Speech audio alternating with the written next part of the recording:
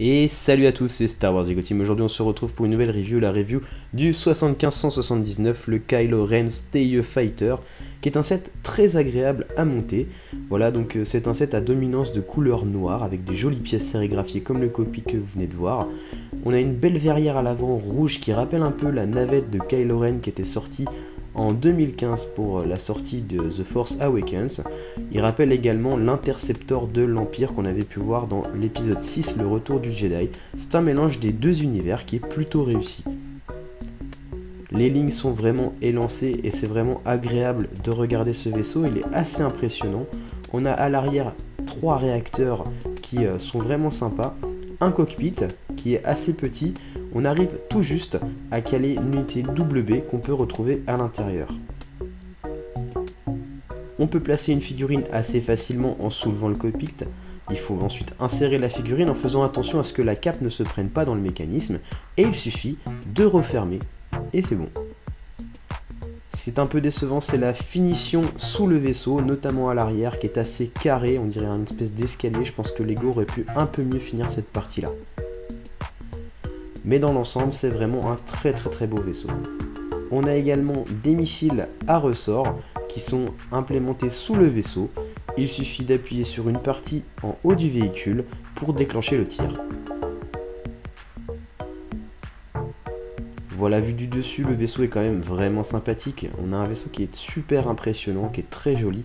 Moi, c'est vraiment un coup de cœur de cette vague. Et il comprend 4 figurines qui sont, je vais les citer, Kylo Ren, BB-9E,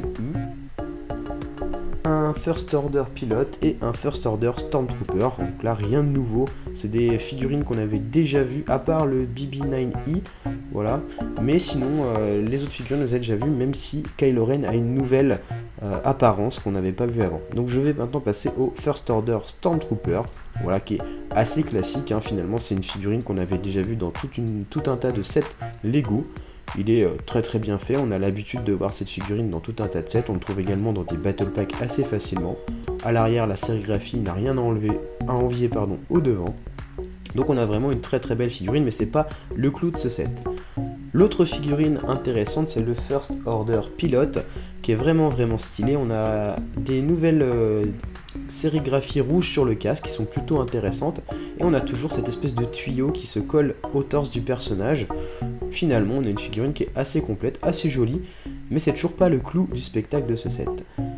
Une des figurines vraiment importantes et vraiment exclusives, c'était BB-9E, le droïde WB de Kylo Ren, qui est vraiment très joli, et moi j'aime beaucoup.